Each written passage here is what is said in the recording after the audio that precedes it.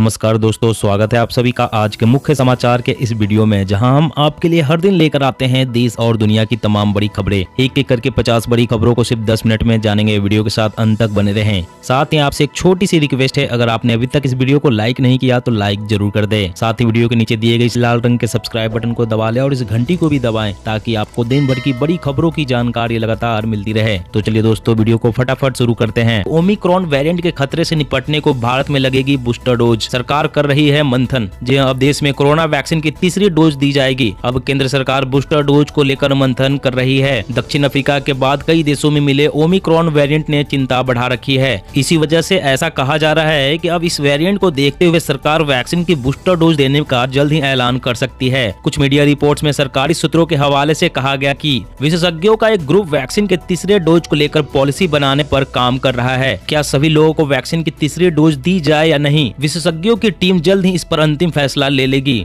और अगली बड़ी खबर की बात करें तो ट्रेनों में लगेगी स्मार्ट खिड़कियां, प्राइवेसी के साथ ही सेहत का भी रखेगी ख्याल। जी हां, भारतीय रेलवे ने यात्रियों के सफर को बेहतर करने के लिए आए दिन ट्रेनों में कई तरह की सुविधाएं देता रहा है। एक नए प्रयोग के चलते रेलवे ने ट्रेन की खिड़कियों को लेकर बड़ा बदलाव किया है। रेलवे ने नई दिल्ली हावड़ा राजधानी ट्रेन में स्मार्ट विंडो लगाया है। प्रयोग के तौर पर स्मार्ट विंडो को एसी फर्स्ट कोच में लगाया गया है। रेलवे की ओर से प्रयोग के तौर पर लगाया गया स्मार्ट विंडो की कई खूबियां हैं। रेल मुसाफिर अगर लाइट ऑन करेंगे तो स्मार्ट विंडो अपारदर्शी रंग की हो जाएगी, यानी कोच के बाहर से विंडो के जरिए भीतर देखना नामुमकिन होगा। इससे रेल मुसाफिर की यात्रा के दौरान प्राइवेसी और अधिक सुनिश्चित हो सकेगी। ट्रेन में लगाई जा रही स्मार्ट विंडो अल्ट्रावायलेट किरणों के प्रभाव को भी कम करेगी। इससे यात्रियों को काफी कंफर्ट महसूस होगा। और अगली बड़ी खबर की बात करें तो चीन की हरकतों पर भारतीय सेना रखेगी पैनी नजर। लद्दाख में इजरायली हेरोन ड्रोन तैनात। जी हां, वास्तविक नियंत्रण रेखा पर भारत और चीन के बीच तनाव जारी है। इस बीच ड्रैगन की गतिविधियों पर नजर रखने के लिए भारतीय सेना को इजरायल से एडवांस हेरोन ड्रोन मिला है। एक शीर्ष सरकारी सूत्र ने बताया कि देश में एडवांस ड्रोन आ गए हैं।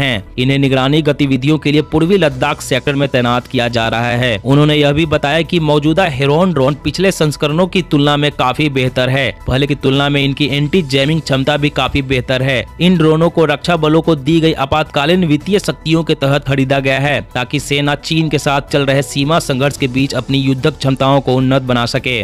और अगली बड़ी खबर की बात करें तो नई BIS मानकों के अनुरूप नहीं पाए जाने वाले साबुन पर दिल्ली में लगा प्रतिबंध। जी हां, दिल्ली सरकार ने यमुना नदी में प्रदूषण को रोकने के लिए नवीनतम BIS मानकों के अनुरूप नहीं पाए जाने वाले साबुन और डिटर्जेंट पाउडर की बिक्री, भंडारण, परिवहन और विपणन पर प्रतिबंध लगा दिया है। दिल्ली प्रदूषण नियंत्रण समिति द्वारा जारी एक आदेश में कहा गया कि दिल्ली में साबुन और डिटर्जेंट की बिक्री, भंडारण, परिवहन और विपणन सुविधाओं से संबंधित दुकानों और अन्य प्रतिष्ठानों पर नियंत्रण रखने वाले सभी संबंधित अधिकारियों को सख्त निगरानी और औचक निरीक्षण के माध्यम से निर्देशों का पालन सुनिश्चित करने का आदेश दिया गया है। और अगली बड़ी खबर की बात करें तो अगर 2000 रुपए का नोट फट जाए तो बैंक बदलने में कितनी रकम देंगे, जाने RBI के नियम क्या कहते हैं। जी हां, रिजर्व बैंक ऑफ इंडिया यानी RBI ने फटे नोटों के रिफंड पर नियम बनाए हुए हैं। केंद्रीय बैंक के इन नियमों के आधार पर ही बैंक ग्राहकों को फटे नोटों के बदले रिफंड जारी करते हैं। फटे नोटों को बैंक में जाकर बदला जा सकता है। नियमों के मुताबिक कितना रिफंड मिलेगा यह इस पर निर्भर करता है कि आपका नोट कितना फटा हुआ है। RBI के मुताबिक 2000 रुपए के नोट का 88 वर्ग सेंटीमीटर होने का पूरा पैसा मिलेगा, वहीं 44 वर्ग सेंटीमीटर पर आधा ही मूल्य मिलेगा। इसके साथ ही सभी तरह के नोटों को बदलने के लिए बैंक बाध्य नहीं है। अगर कोई नोट पूरी तरह से तहस नहस या जल चुका है तो बैंक नोट बदलने से इनकार कर सकते हैं। नोट नकली नहीं है तो उसे जरूर बदला जा सकता है। यह सर्विस बैंक द्वारा मुफ्त में दी जाती है। और अगली बड़ी खबर की बात करें तो योगी सरकार का बड़ा फैसला, अब तंबाकू सिगरेट बेचने से पहले लेना होगा लाइसेंस, नहीं तो भरना पड़ेगा भारी जुर्माना। जी हां, तंबाकू की बढ़ती समस्या और जन स्वास्थ्य को इससे हो सकने वाले खतरे का ख्याल रखते हुए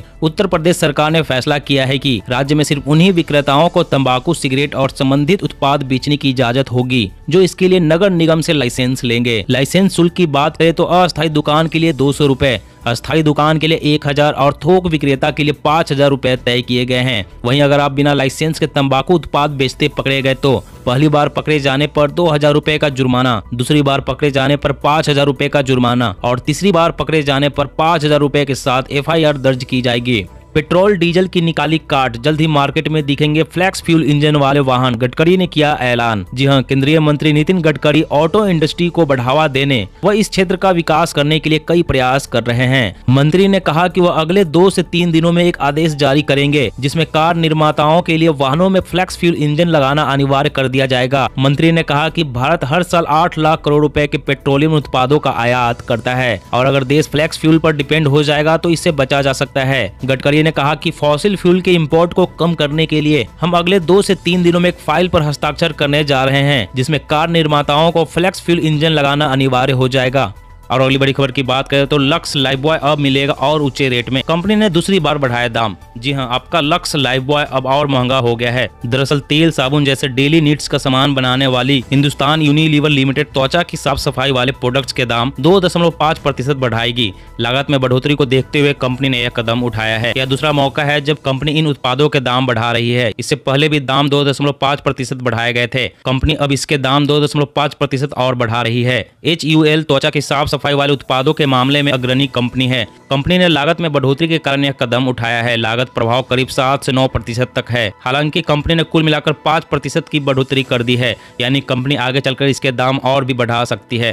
और अगली बड़ी खबर की बात करें तो यूपी के छात्रों को अगले महीने से मिलना शुरू होंगे फ्री स्मार्टफोन और टैबलेट। योगी सरकार देने जा रही बड़ी सौगात। जी हां, उत्तर प्रदेश के छात्रों के लिए बड़ी खुशखबरी है। यूपी की योगी आदित्यनाथ की सरकार राज्य के युवाओं को टेक्निकली अपडेट करने के लिए बड़ा कदम उठाया है। जल्द ही छात्रों को फ्री स्मार्टफोन और टैबलेट का वितरण शुरू हो जाएगा। मुख्यमंत्री योगी DG शक्ति नाम से पोर्टल को लॉन्च करेंगे और इसी के साथ इसी पोर्टल के माध्यम से छात्रों को स्मार्टफोन और टैबलेट वितरित किए जाएंगे और छात्रों को भविष्य में पढ़ाई के लिए कंटेंट दिया जाएगा। जानकारी के मुताबिक यूपी के मुख्यमंत्री योगी आदित्यनाथ युवाओं को तकनीकी रूप से अपग्रेड करने के लिए जल्द ही बड़ी सौगात देने जा रहे हैं। और अगली बड़ी खबर की बात करें तो फास्ट फूड खाने वालों के शरीर में मिली थैलेट की बड़ी मात्रा। प्लास्टिक में इस्तेमाल होता है यह केमिकल। जी हाँ, आपको जानकर हैरानी होगी कि थैलेट एक किस्म का केमिकल कंपोनेंट है जिसका इस्तेमाल प्लास्टिक के सामान बनाने में किया जाता है ताकि वह ज्यादा मजबूत हो सके। वैज्ञानिकों ने हाल ही में एक स्टडी की है। इस स्टडी में उन्होंने पाया कि जो लोग फास्ट फूड, पिज्जा, बर्गर, चीज बर्गर और चिकन नगेट्स वगैरह ज्यादा खा रहे थे, उनके शरीर में थैलेट की मात्रा ज्यादा पाई गई। प्लास्टिक को मजबूत बनाने वाला यह तत्व आपके शरीर में भी मिल सकता है अगर आप भी फास्ट फूड ज्यादा खाते हैं तो। वहीं वैज्ञानिकों का कहना है कि यह केमिकल आपके शरीर को बेहद ही गंभीर बीमारियों से ग्रसित कर सकता है। अगर आप अपने शरीर के प्रति उदार और जिम्मेदार हैं तो आपको फास्ट फूड से बिल्कुल तौबा कर लेनी चाहिए, वरना परिणाम गंभीर हो सकते हैं। और अगली बड़ी खबर की बात करें तो देश में 60% बच्चे सोशल मीडिया पर मौजूद हैं। सिर्फ 10% को ऑनलाइन स्टडी पसंद है, बाकी के लिए स्मार्टफोन मतलब गेमिंग और चैटिंग। जी हाँ, कोरोना संक्रमण के कारण ऑनलाइन स्टडी का चलन लगातार बढ़ रहा है। बच्चे ऑनलाइन पढ़ाई के बीच ब्रेक में गेम या सोशल मीडिया चलाना शुरू कर देते हैं। इससे उनकी मेंटल हेल्थ के साथ ही फिजिकल हेल्थ पर भी असर दिख रहा है। ऑनलाइन स्टडी के कारण बच्चों के आंखों में समस्या, चिड़चिड़ापन, मानसिक तनाव और कई तरह की बीमारियां हो रही है। एक स्टडी में खुलासा किया गया कि 59.2% बच्चे अपने स्मार्टफोन का इस्तेमाल इंस्टेंट मैसेजिंग एप्लीकेशन जैसे व्हाट्सएप, फेसबुक, इंस्टाग्राम, स्नैपचैट आदि के लिए करते हैं, जिसमें केवल 10.1% बच्चे ऑनलाइन स्टडी के लिए ही स्मार्टफोन का इस्तेमाल करना पसंद करते हैं। और अगली बड़ी खबर की बात करें तो गुरुग्राम में हुआ 5G नेटवर्क का ट्रायल। स्पीड जानेंगे तो रह जाएंगे हैरान। जी हां, टेलीकॉम कंपनी भारती एयरटेल और टेक्नोलॉजी कंपनी एरिक्सन ने कल गुरुग्राम के साइबर हब में कंपनी के 5G नेटवर्क का ट्रायल किया। सूत्रों ने कहा कि एयरटेल ने साइबर हब में अपने 5G ट्रायल नेटवर्क की शुरुआत की और दूरसंचार विभाग के नियमों के मुताबिक ट्रायल की जगह पर 3500 मेगाहर्ट्ज रेडियो स्पेक्ट्रम बैंड का प्रयोग किया जा रहा है। देश में फास्ट इंटरनेट नेटवर्क सर्विस यानी 5G अगले साल से मिलनी शुरू हो जाएगी। सरकार ने हाल ही में उम्मीद जताई है कि देश में 5वीं जनरेशन की टेलीकॉम सर्विस यानी 5G अगले साल के शुरुआती महीनों में शुरू हो जाएगी। और अगली बड़ी खबर की बात करें तो हिंदू देवी देवताओं पर आपत्तिजनक कंटेंट को लेकर दिल्ली हाईकोर्ट ने फेसबुक, इंस्टाग्राम को भेजा नोटिस। जी हां, दिल्ली हाईकोर्ट ने सोशल नेटवर्किंग प्लेटफॉर्म इंस्टाग्राम और फेसबुक को हिंदू देवी देवताओं से संबंधित आपत्तिजनक सामग्री हटाने को लेकर नोटिस जारी किया है। न्यायमूर्ति ने इंस्टाग्राम और फेसबुक से इस मामले में जवाब दाखिल करने को कहा है। इंस्टाग्राम यूजर द्वारा हिंदू देवी देवताओं का अभद्र चित्रण किया और आपत्तिजनक शब्दों का इस्तेमाल किया गया है। इसमें हिंदू देवी देवताओं के बारे में अपमानजनक भाषा के साथ साथ हिंदू देवी देवताओं के अश्लील कार्टून और ग्राफिक्स भी दिखाए गए हैं। इसके अलावा याचिका में यह भी दावा किया गया है कि इंस्टाग्राम नए IT नियमों का पालन नहीं कर रहा है।